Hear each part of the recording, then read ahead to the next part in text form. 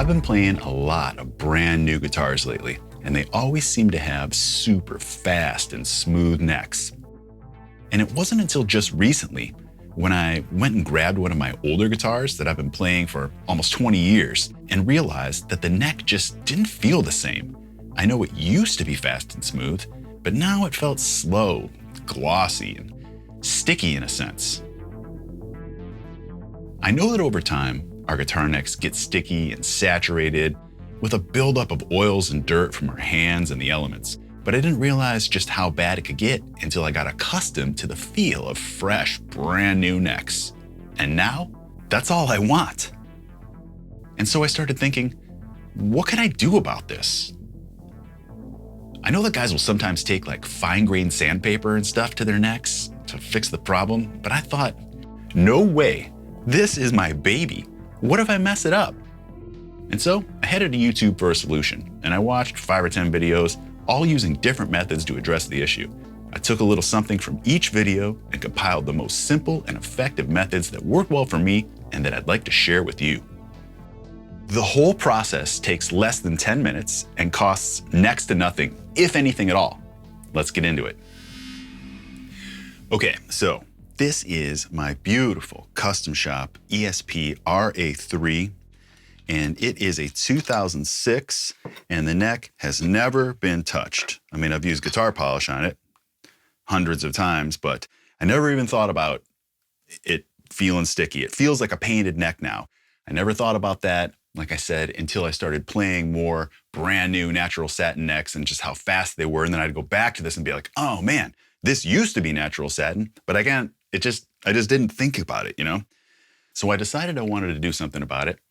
Did some research, as I mentioned, and there's one video in particular that I really like the method of.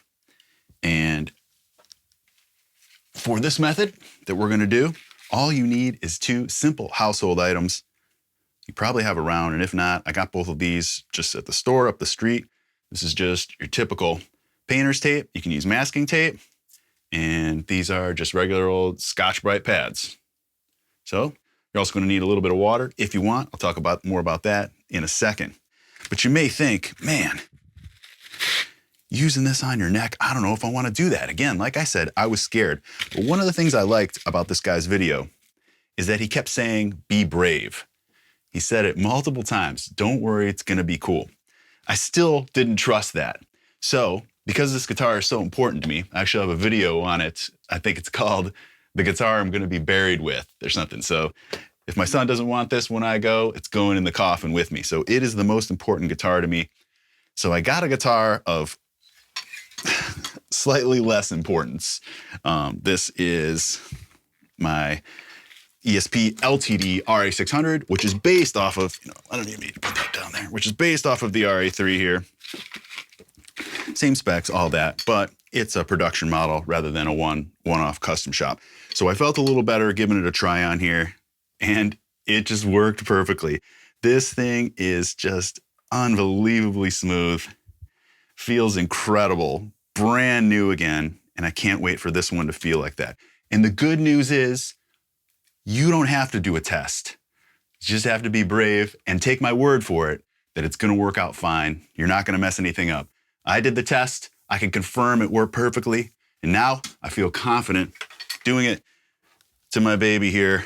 I'm gonna show you exactly how to do it. Like I said, this whole thing should take you less than 10 minutes, depending on how much time you wanna put into it. So I got myself a Scotch-Brite pad. First, what we're gonna do is we're gonna tape off some of the important parts. I'm gonna take a long strip, and what we're gonna do is I wanna tape along the edge of my fretboard there. You can see that binding there, so it's easy. I know I just wanna tape along there.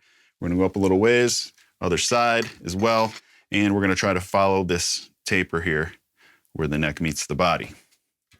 So just a little bit of trial and error. Just gonna kind of gauge this about that far down to there. That should be cool. Start. And we'll get that like that. And I'm just going to line it up so that I'm covering the going right along the line of that fretboard binding. Cool. Need to make any adjustments, go ahead. You get that nice on there. Kind of bend it over. We'll do the other side. Same deal. Just gonna take a rough, be about good. Same deal.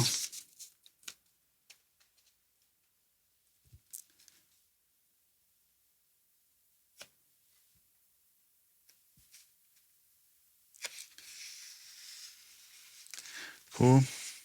Take your time. It's not the hugest deal, but you know, you get it nice, you have better results. Okay, so let's start working on some other stuff now here. So for the headstock, what am I gonna do there, right? So just gonna kind of make a little symmetrical, as symmetrical as I can get it, like neat, tight design, kind of whatever feels right. So kind of maybe get up like that. We're not going to go all the way up on the headstock or anything, so just enough so nothing gets messed up. That'll be cool.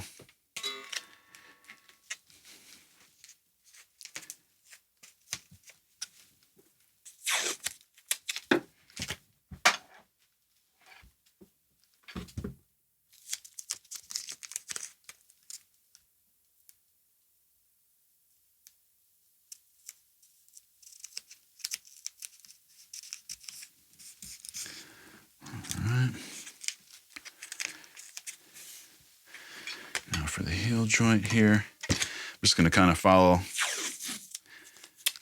their taper mark that they have there. I forget what they call that. Bow tie or necktie or something. All right.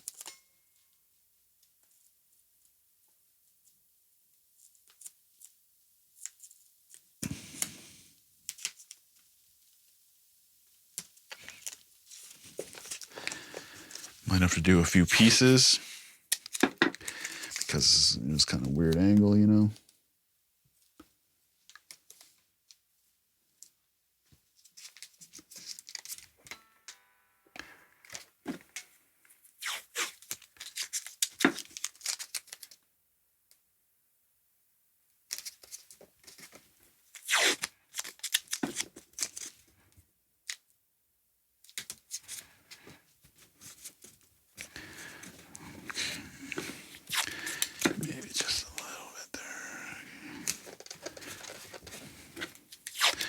I saw one little spot right here.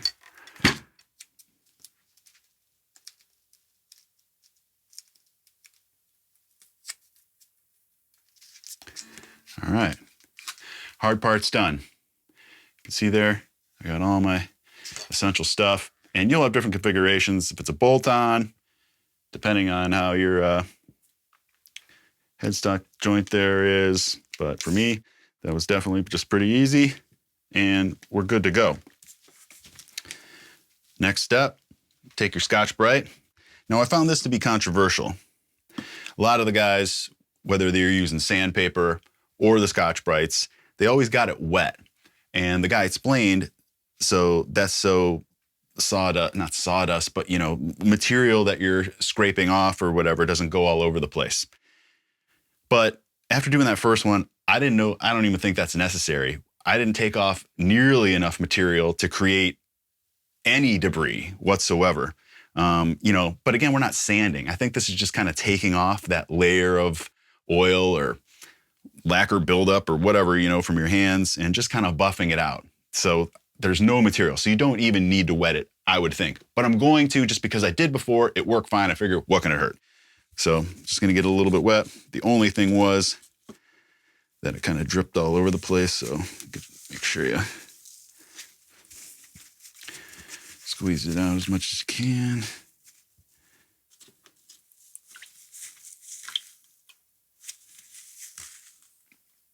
That'll be fine. And here we go. Just gonna kind of do it evenly. I'm applying some good pressure.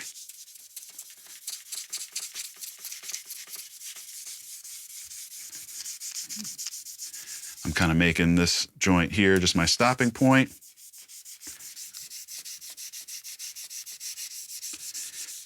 And honestly, maybe about this much or another 10 seconds or so is all I did on that RA600. But that guitar is a lot newer and has been played way less than this. This has been all over the world, hundreds of shows. And so I'm just gonna keep it going. I want it to be nice and slick. I want it to get rid of all that gloss, so I'm really not afraid to just keep going. Let's see if we're picking up anything. I don't know what that is. That's anything around? Well, yeah, there's the clean side. There's that, but I don't really know if that's from the guitar or not.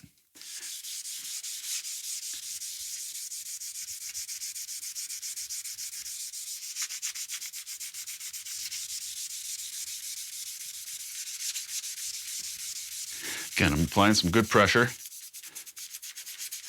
Make sure you're getting your nooks and crannies there. I can see the difference already, I think.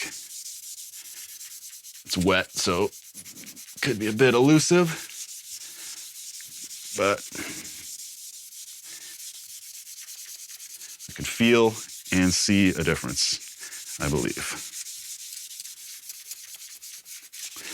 Hey, and if I feel like that isn't enough, yeah, see, I just can't tell if that's matted down fibers on this thing or if it's actually something on the neck. I'm gonna guess it's just matted down fibers. But if it isn't good enough, just take it off. You know what? I see some of the green debris from that. I don't want to get on my polishing cloth just yet, so I'm going to do this first. Paper towel or Kleenex. Yeah, that's just debris from the scrub pad. Okay. Now I'm going to use my polishing cloth. Get that. We're also just going to put a coat of polish on this when we finish up. I'm getting this nice and dry. I also want to get my hands nice and dry for the feel test. And the moment of truth is upon us. Again, if I feel like it's not enough, just do it again.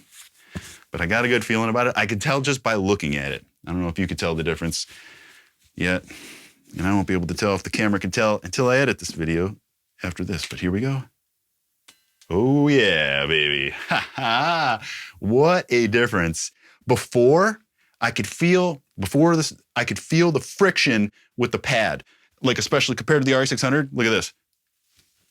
It's just so fast. There's barely any friction whatsoever. My dad used to say when we'd wax the cars when I was a kid, he was teaching me to wax a car. After we're done, he'd say, watch this. And he'd throw the rag across the hood and it would just slide and fall off the other side. It'd glide across super smooth. Where if you have a dirty car, it'll just stay, you throw it and it'll go like a foot or something like the rag. But when it's clean and glossed up, it just slides right off. So before we did this, it was hard. I could feel the friction. Oh, now there's just zero friction. It's so smooth. Beautiful. Oh, and final step. My favorite part, I'm using the Music Nomad 1 here. My favorite new polish. Okay. Oh yeah. You know what? I should have taken the tape off and then done this. So I'm going to do that again, but here we go. All right.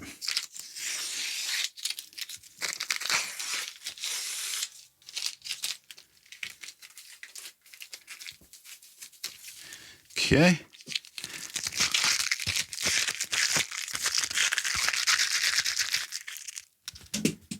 Oops. All right, one more. Just a little how's your father.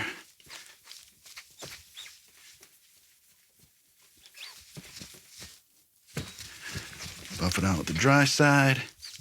Assuming that's dry, we'll go on the inside there too. Oh, dude, it's so slick.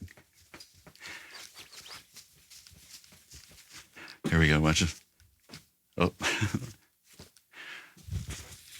Too much other shit on the table here, but oh my God. I'm telling you guys, I'm not just blowing smoke. Do everything that I just did. You will see. if you do it like that, exactly what I did, don't forget the polish at the end. And oh my God, it's perfect. I can't wait to do this to so many more guitars. And I got a special something to say here. This is the Andreas Kisser Signature Series Jackson. This is one of those perfect metal machines. Everything that I love about a guitar. The Floyd, the single 81, single volume knob, ebony board, 24 extra jumbo, just everything except a painted neck. And I noticed immediately when I started playing this that I felt. So I'm gonna do that, not in this video, just on my own, but I'm gonna do the same process to this guitar, and I bet it's gonna work perfectly. It just may not look as shiny, but who cares? It's not like you see the back of the neck, but it's gonna feel way, way better. So try it on your painted necks, can't hurt, except that it may look slightly different. You know, it just won't have that super gloss. But, you know, do your lines tight, figure out something cool to do in there with the tape. You know, there's no bow tie or whatever they call that, like there is on the RA600 or RA3s. So you just got to figure out something creative there with the tape, you know, so because there'll be a gradient or a design, you know, you'll see the line where your tape was. So just do a good job with that. However you decide to do it, maybe just a straight line, but it'll even work for painted, I think. I'm going to try it on this guitar. Can't wait for that. So mission accomplished. Give this a try. Let me know how it worked out for you in the comments. I know there's going to be so many guys, oh, there's this way, this way, this way. I know. I watched a bunch of them too. I watched half-hour videos. I watched 3-minute videos. I watched 10-minute videos. And like I said, I compiled all the information. And this is what I wanted to do. I didn't really want to take sandpaper to it. And I realized it's totally unnecessary. No sandpaper needed. No mess, no anything. 5-10 minutes worth of work and it's done.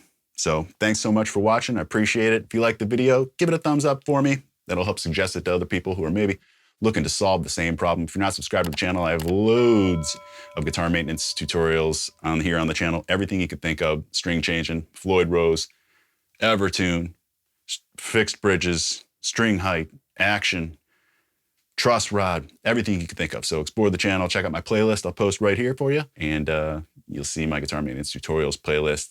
I'm Rob Arnold, signing off. Cheers. Hope to see you on the next one.